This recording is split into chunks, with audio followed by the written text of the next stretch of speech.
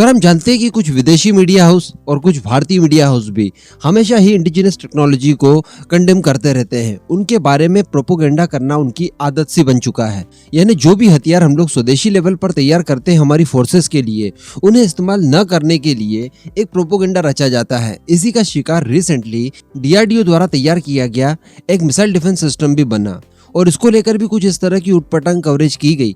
मानिए ये किसी काम का है ही नहीं और जिस काम के लिए इसे बनाया गया है ये प्रॉपर नहीं कर पाया। लेकिन दोस्तों आज मैं आपको बता दूं कि हमारा वही एयर डिफेंस सिस्टम बिल्कुल आयरन डोम की तरह बन चुका है। यानी इजराइल के लिए जो रोल प्ले आयरन डोम करता है, ठीक उसी तरह का रोल प्ले ये भारत के लिए हमारा स्वदेशी एयर डिफेंस सिस्टम करने वाला है। जी हाँ, आज हम लोग बात करने जा रहे हैं S-400 के भी बॉडीगार्ड यानी VLSRSAM की। इसको लेकर कुछ नई खबरें निकल कर आई है जिनके बारे में आगे मैं आपको बताने वाला हूँ। वीडियो के नीचे जय हिंद जरूर लिख दीजिएगा।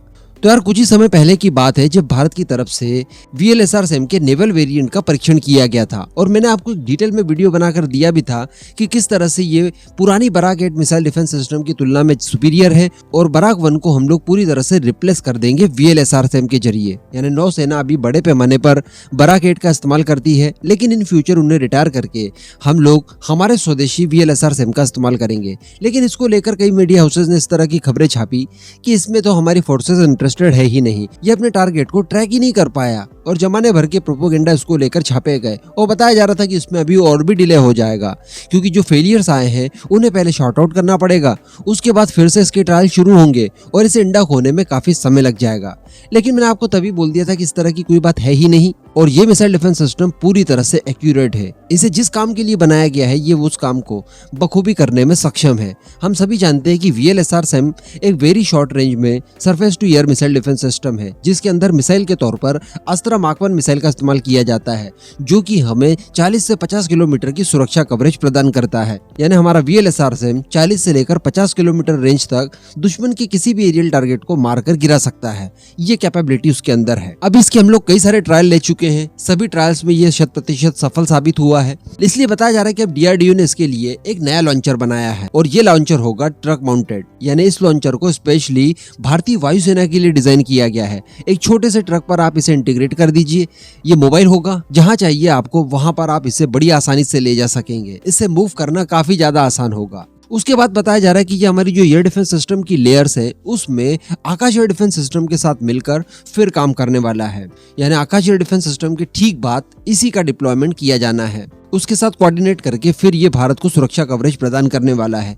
लेकिन इसी के साथ साथ बताया जा रहा है कि इस नए लॉन्चर के बन जाने के बाद, इसके ऑपरेशनल हो जाने के बाद इसको हम लोग वहां पर भी डिप्लॉय करेंगे जहां पर S-400 हम लोगों ने डिप्लॉय कर रखे हैं। जी हाँ, क्योंकि मैंने आपको एक बार बताया था कि S-400 कितना भी ताकतवर हो लेकिन उसे धोखे से या छोटी मोटी मिसाइलों से, छोटे मोटे ड्रोन से या गोला बारूद से उसे मारकर गिराया जा सकता है। कारण क्या है कि हम लोग इतने छोटे टारगेट को मारने के लिए S-400 जैसी भारी भरकम और महंगी मिसाइल का इस्तेमाल करें, ये सही चीज तो नहीं है। इस वजह से S-400 की मिसाइलें हम लोग तभी दागेंगे जब टारगेट बड़ा हो, दमदार हो, जिससे मारने में थोड़ा बहुत मजा तो आए, पता चला मुर्गी से ज्यादा महंगा मसाला हो गया।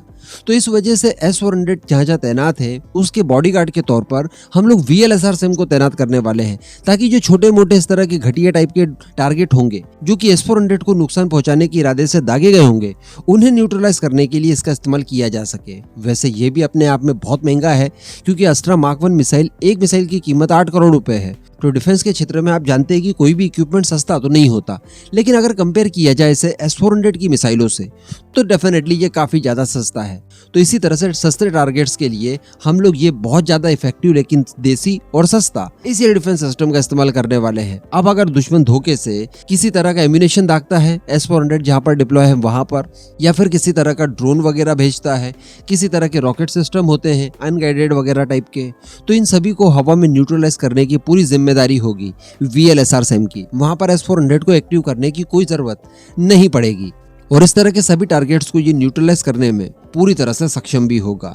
तो आने वाले समय में हम देखेंगे कि भारतीय नौसेना के साथ साथ भारतीय वायुसेना भी इसे बड़े पैमाने पर इस्तेमाल करने वाली है। चूंकि स्वदेशी है, जैसा कि मैंने बताया कि ये काफी सस्ता पड़ने वाला है दूसरे एयर डिफेंस सिस्टम्स की तुलना में, तो इन्हें बड़ी मात्रा में हम लोग प्रोक्योर कर सकते हैं। और वैसे भी इसकी जो स्पीड वगैरह है या फिर इसका जो रिस्पॉन्स टाइम है ये काफी फास्ट है। ये दुश्मन द्वारा भेजे गए किसी भी खतरे को देखते ही बिल्कुल पलक झपकते एक्टिव हो जाता है और अपने अंदर से मिसाइल फायर कर देता है। लेकिन इस सिस्टम को पूरी तरह से डेवलप करने के लिए चूंकि लॉन्चर की आवश्यकता थी जो कि अपने साथ कई सारी मिसाइलों को एक साथ कैरी कर सके, इस वजह से इस लॉन्चर को बनाया गया है। यही इसका मुख्य पर्पस है।